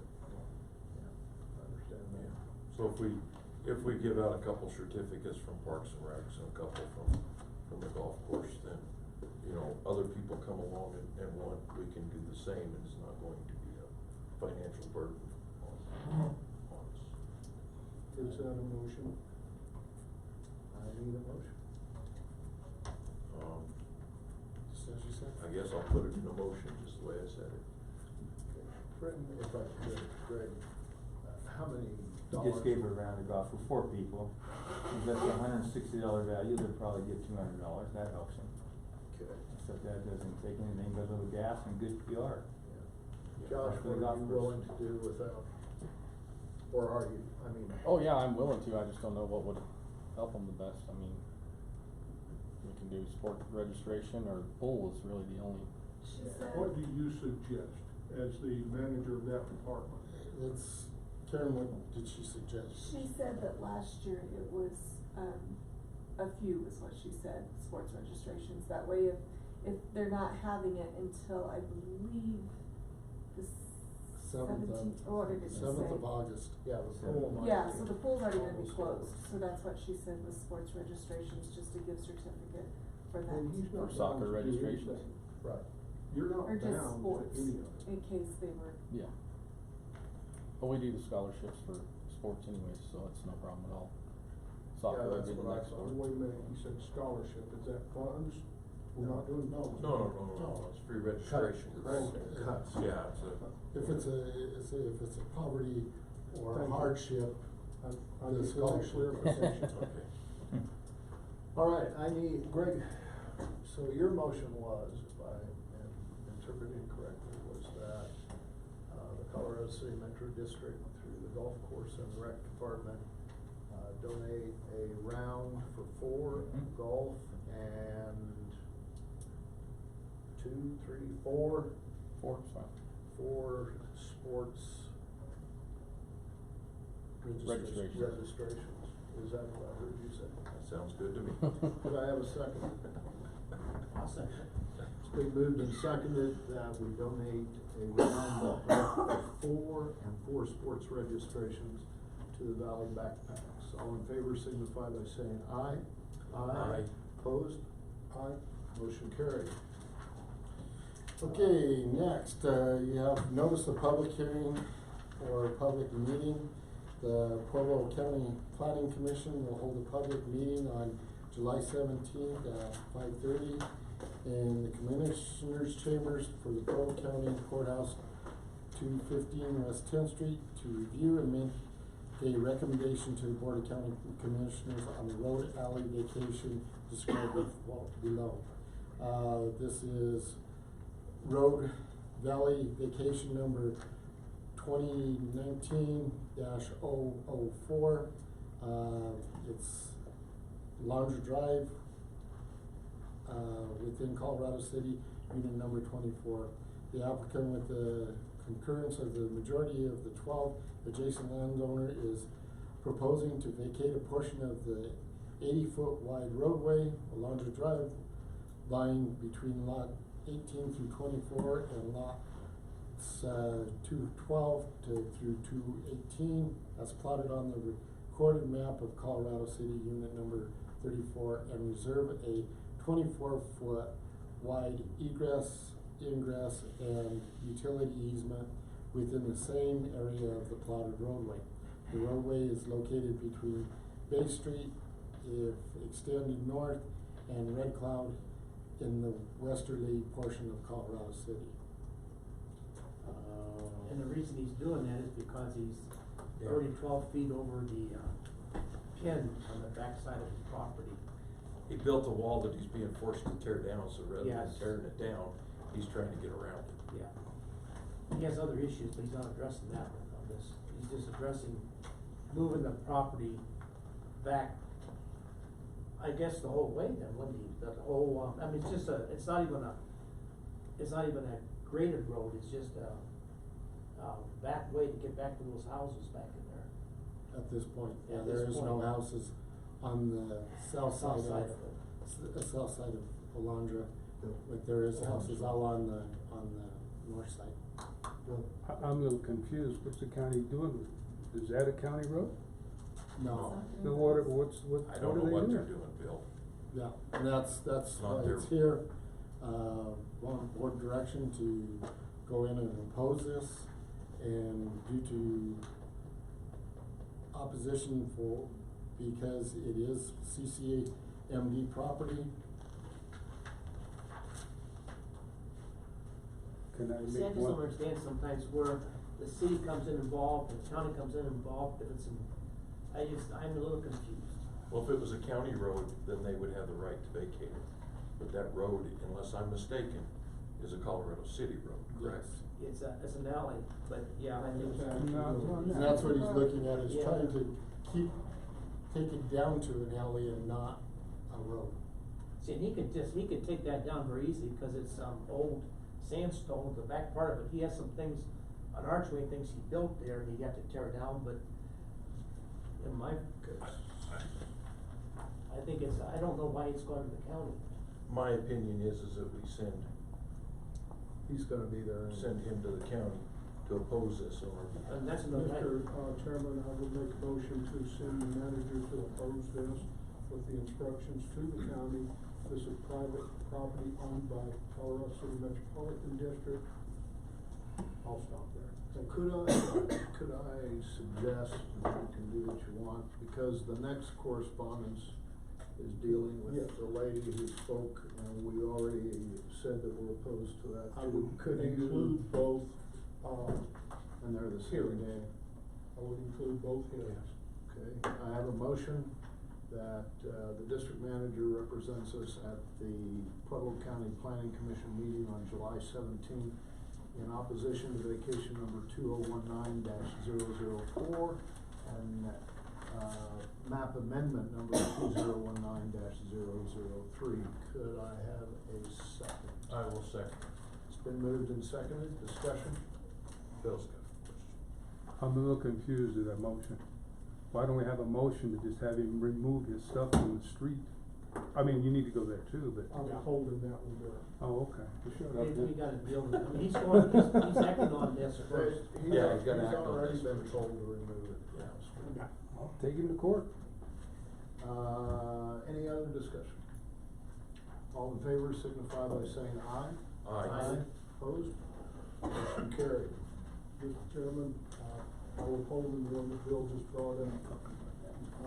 Would ask, would make a motion that this board, take whatever action necessary to start the removal of that, everything within the, right of way. And I know we'll need to ask legal counsel, but we should also be trying to recover fees if we're forced to remove it, he does not. Okay, I have a motion on the table, that we pursue legal action if necessary under the guidance of counsel in the, aforementioned, road alley vacation on Alondra Drive. No, not the vacation, but the removal of what he's built within the right of way. All right, I have a motion, do I have a second? I will second that. Discussion. My opinion is, why would we waste 1 second of time till we see if he obeys the Pueblo County order? Because we've tried to get this done for years. We're not gonna get it any done any faster than He's Pueblo. been given time and time again. You have, this actually came up 1 year ago, when we were first elected and appointed to the board under a easement issue. It is a continuing process, and we need to actually put a stop to the, not what he's doing at Pueblo County. And we've already taken care of that. What my motion is to start the process of removing what has been done within the boundaries of the road right of way. So maybe what we need to do with that one is send him a letter Yes, whatever. and say that you need to check your 4 pins on your property. And you need to be, That's make all I'm sure that saying. you are Going within forward. the boundaries of your pins, cause I know he's not. Correct. Okay, so run the motion by me again, I'm confused now. I don't know, I think, I'll go ahead. what Harry's described is exactly right. He's got pin corners and he's exceeded it drastically in raising property and building concrete walls within the road right of way. I make a motion to start the process of removal of all building and put the land back in original condition of what it was. With the Now- setbacks from the Correct, pits. yeah, to put it back to the original condition. Now, by starting the process of removal, I believe you were starting with a letter Yes. and going through the process. Yes. Okay. I have a motion, do I have a second? You don't have that plan set up yet. No. It's still in the, That's covenant, but we're talking about before covenants hit. That is not covenants really and truly. That is It's actually an injunction it's onto our property. an incursion onto our property. Yeah, I agree there. So I have a motion, do I hear a second? yeah, I'll second it. Been moved and seconded, discussion. Bill, did you have something? This situation has been going on for about 4 years and been told to previous boards and previous managers. He knows exactly what he's doing and it's intentional. And if you leave it too long, you guys will have a problem under Colorado law. We got 18 years, but yes, you're right. I think it's 8 now. But he hasn't done anything since, the people addressed it to the board.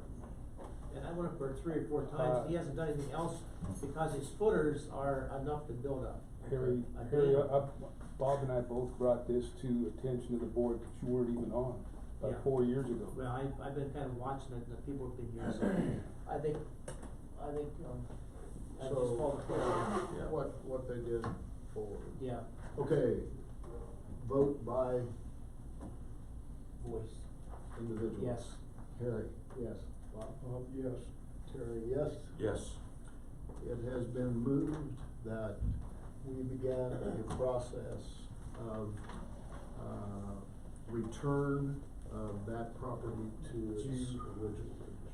Do you want it after this, or? I think the letter can go out when you've had time to run it by Carolyn and make sure This it's. is not covenants, James. Okay. Yeah. I'm just, Yeah, I just wanna make sure it's that not I'm covenants. clear. It has nothing to do with covenants. Okay. This is property incursion. Okay, I just wanna make sure that I'm correct in, if you want me to wait until after the hearing, or do you want it as immediately? Immediately. Yeah. All right, any other business? Now? Hey, I A make a couple of motion. these have been taken care Oh. of during this. That's why I wanted to do that first, because it actually removes some from my list here. I have requested the auditor's letters for many months now. I want those auditor's letters. They are available. We may not personally have them. I want to see what's in those letters. Setting aside everything else that's going on. As a board member, when I come in to look at any of our records, and that's what this is, we haven't designated them public records, but it is records of the metro. I think they should be public records, and I do believe they are public records, and we may see some action on that before I even get these, because of the other record that we did deem not public. But in the meantime, I wanna see those letters. I would like to go back to the year 2010, and there's reasonings for that. That's only 8 years, we haven't got 19 yet, that's just completed stuff. You had once said. You have 18. No, we're not doing 18 yet. Well, no, you said yeah, it's 8 yeah. years, it's What not. do you need the, What I'm saying is, we just for approved what 17. purpose? For what purpose? There are numerous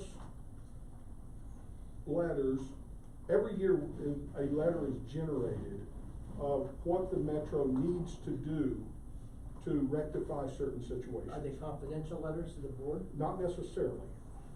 That's and even if they are confidential to the board, Then that's I to the- am the board. Not that, I you am weren't a back, you board weren't member, 10 years I ago. am- doesn't matter. I think it does. I am a board member and I have the right to see those documents, But for what purpose? because I'm a board member. No. What purpose do you Okay. need to look at them in 2010 or 2019? Some of it goes to, what auditors said concerning, different departments. I don't wanna get into the last one, I'm trying to be polite of what the last one said. For instance, in, I believe it's 12, is when we took the golf course out of enterprise and, placed it into government, side of the accounting. There's a letter and why. The gentleman stood at the podium and gave a short synopsis of why the Metro should do that. I don't even have the recordings for that, but that letter helps me determine why, should it be, should it not be. It helps when I'm looking at everything to look at the letters from each year. Now, some of those letters say, well, I'm assuming this big assumption, you need to change the way you're logging information in here, you need to change this accounting system, things like that. They all add up to the bottom line that we deal with every day. Yovan has certain rules that were placed not by us upon her department, and not just by the state upon her department, but by those letters. The auditor. Yes, the auditors place certain rules and regulations Change in policy. in place, but still- policies in place that the Just a board minute, Harry, I'll adopted. give you the. Yeah. So that's why I want to see these letters. See, I can't, 10 years ago, 12 years ago, 5 years ago, it doesn't make any difference. We're working right now with this year's budget, last year's budget, and the future budgets, and we can't go back and change things that we have no control over. That's my getting at, and I think we're moving forward. So why do we wanna keep going back and digging up dirt that doesn't affect us? I don't know if he's digging up dirt here. Just a second, let him finish. I mean, well, but what's the purpose? I was a school administrator for 22 years. I'll tell you what, I could have dug up dirt forever from people that I received or back, but you don't go back, you look forward and say, okay, what can we do? And we've done a lot of things in the last year and a half. In a good way. I think we really have. And we're getting things in order, but I don't think going back to 2010, 2012 is gonna do anything, because you can't do anything about it. The only thing that I would disagree with you there, sir, respectfully disagree with you on that, is that if there's something in those reports, that has given us solutions to problems that we are facing right now, or facing in the future, and stuff that was ignored by previous boards. I don't know that to be truth, I don't know that to be fact, but if he's just asking to see them, I don't see the harm in that. If they're not confidential, I mean, If they're not confidential. Yeah. I mean, and then, even if they're confidential to a board member, I would like to know what the standing is on that. what's a public meeting? I mean, you can only act on what's dealt with publicly. When you have a public board meeting, that's when you act on that. Judge, I went through this when Bob asked for it. I called the auditor, the old auditor for 2016. For example, I said I want letters. He says, they are with Carolyn. All that was said, other than the stuff that is in your audit. Your audit contains the letters that is public in each audit. If you look at page 3 and 4, it gives you a description as to what the procedures, what they found was wrong, what needed to be changed, whatever. Now, if there was a confidential letter that was given to the board, it has to be a direction from the board to get it from her. From Carolyn? Yes, because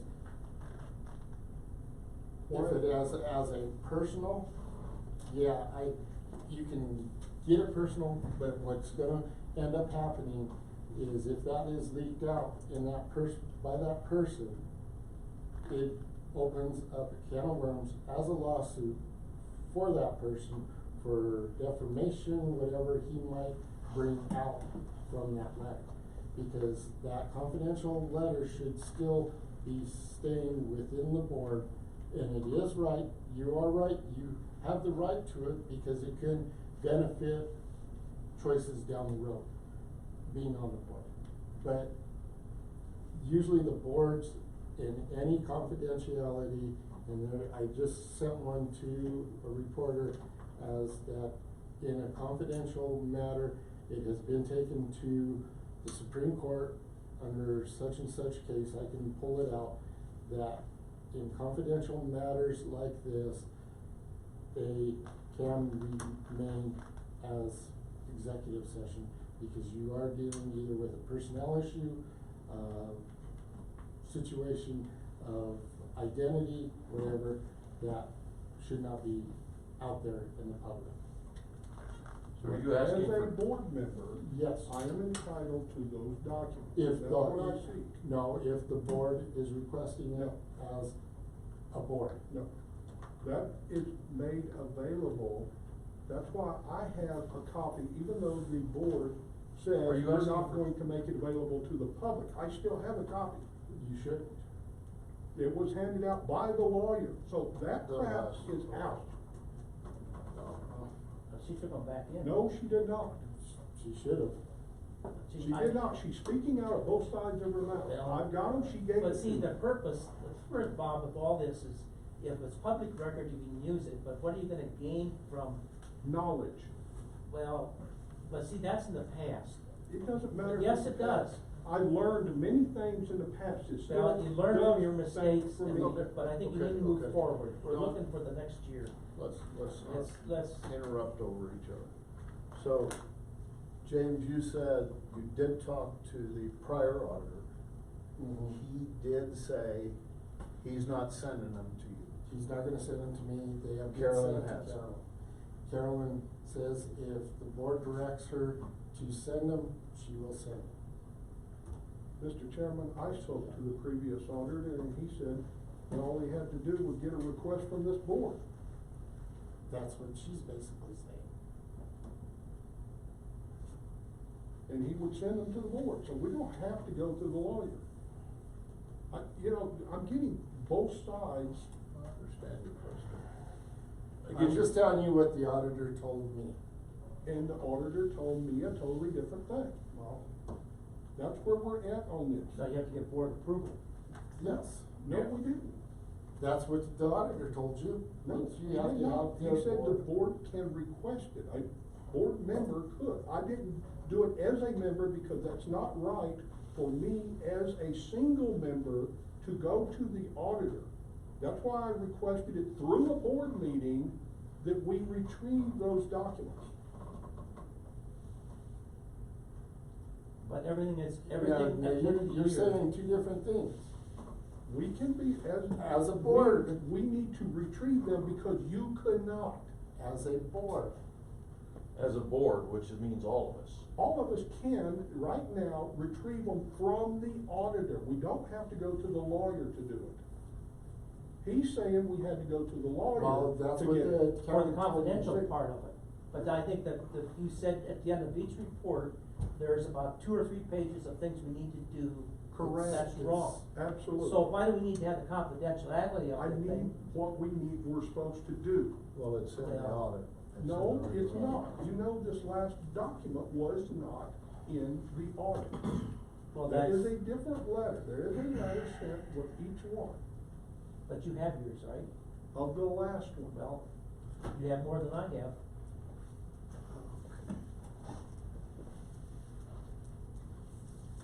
So what are you asking for here, Bob? You're asking for us Retrieve the to document. retrieve the documents, and I don't necessarily have a problem with that, because the only thing is though, Look, if you want me to read them in this building, that's fine. Retrieve the documents. They're our documents. Whether we retrieve them from the auditor or we retrieve them from the lawyer, it doesn't matter. Retrieve the documents and make them available for inspection by a board member. That's all I'm asking. I will second that one right there.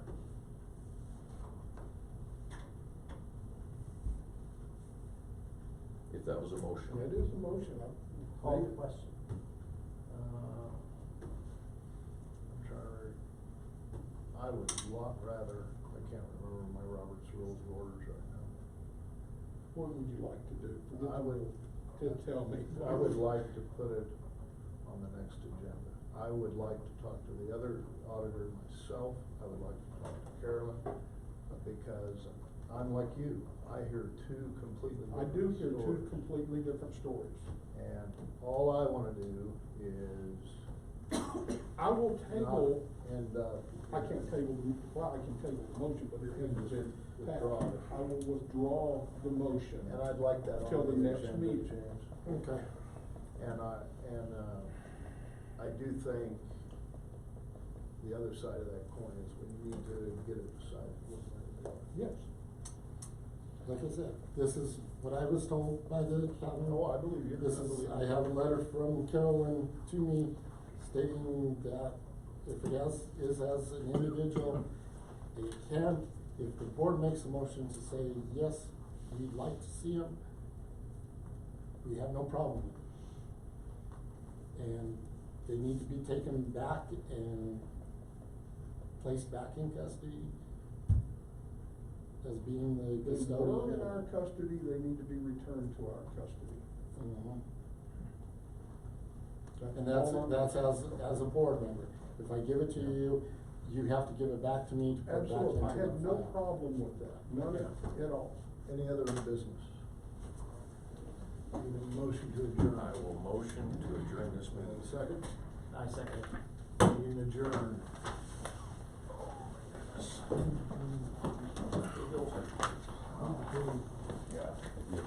Here, take that and then you can sign it tomorrow if you want. I'm gonna put that on the thing over here. Okay, got a couple things there. So I'll just put it. Yeah, runs out to 165. Work session, it wasn't part of the agenda. We have directions that we have to take care of. I know, but the thing is, what I was getting at, I said to look at it, and reach it, that's all. Yeah, that's it.